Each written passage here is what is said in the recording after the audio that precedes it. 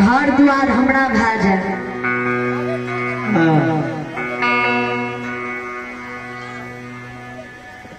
लक्ष्मण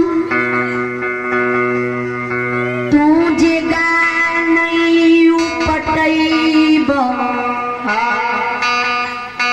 हमें गाय बछरू के पलवा में खोलिए लबो किया त आदरा के दिन मनल छे।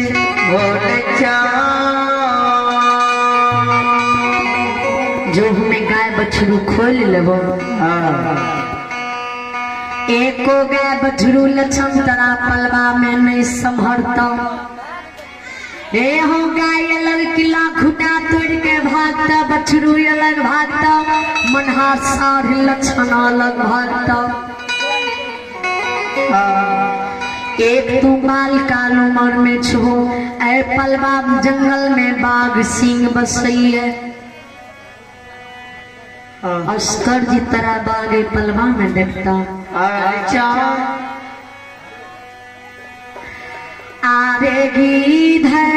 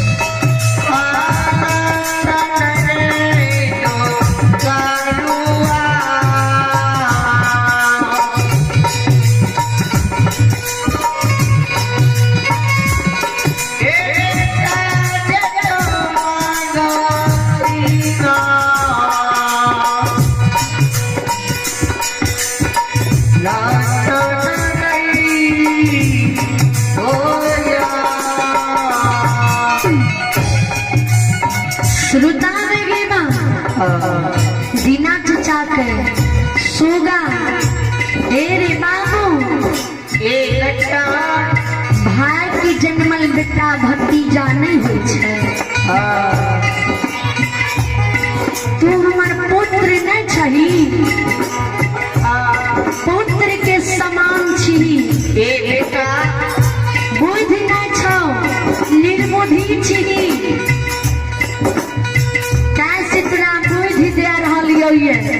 ज्ञान दे रही है कि देखी दुनिया में भाई सन की हित नहीं भाई सन की दुश्मन ने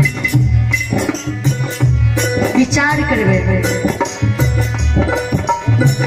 लक्षण बाबा के दीना चचा डरावे धमकावे भाई के विरोधी में झगड़ा लगावे जिकी लक्षण कटावे जिकारो के प्रति लक्षण के दिल में नफरत होते जे ए पलवार से गाय बछरू के खोल के हमरा संग में पूरा जेते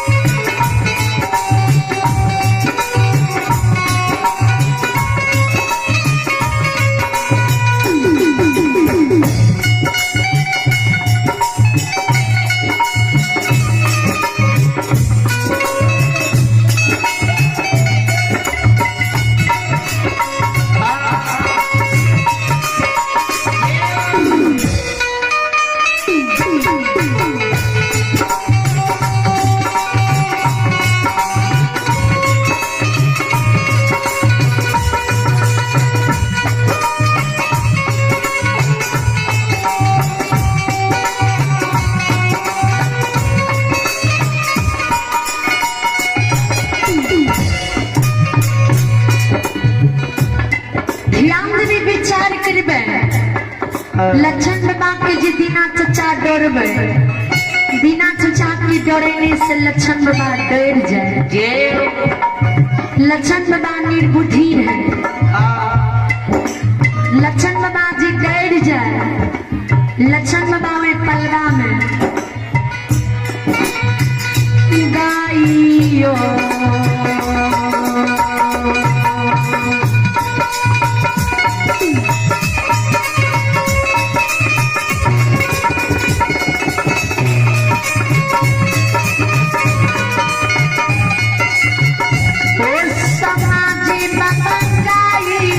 Yo, yeah,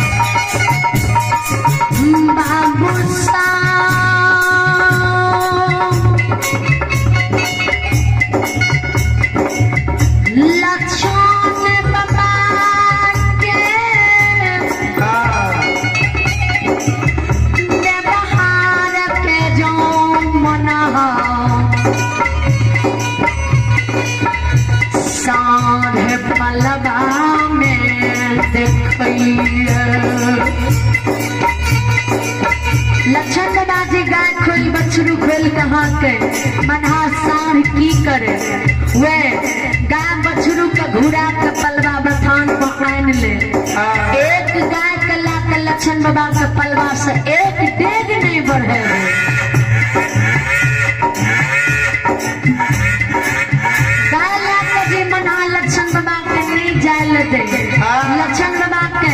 गुस्सा से शरीर की खून खोले हरतिया बांस के लाठी हाथ कर ले सीना तान के मनहा लोग में खार भा जाए कराए दुश्मन किया न तू गाय ला के जल दे छी मारा के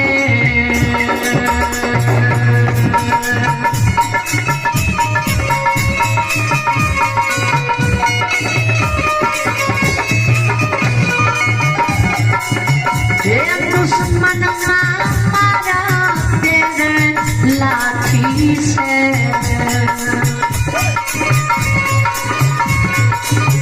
तेरे मनहा मारा तेरे लाठी से तेरे तोरे तो सामा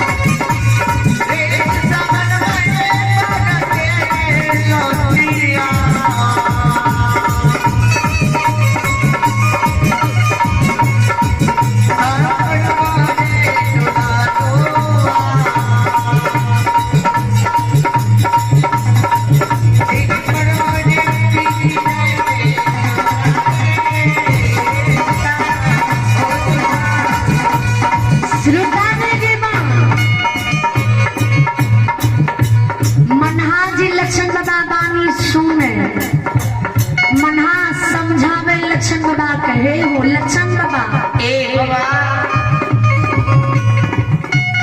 हम तोरा से झगड़ा करे ला नहीं चाहे छिया हम तोरा से लड़ाई करे ला नहीं चाहे छिया लक्षण बाबा के किया तू गाय के रोके छी किया नहीं जाए ले दे छी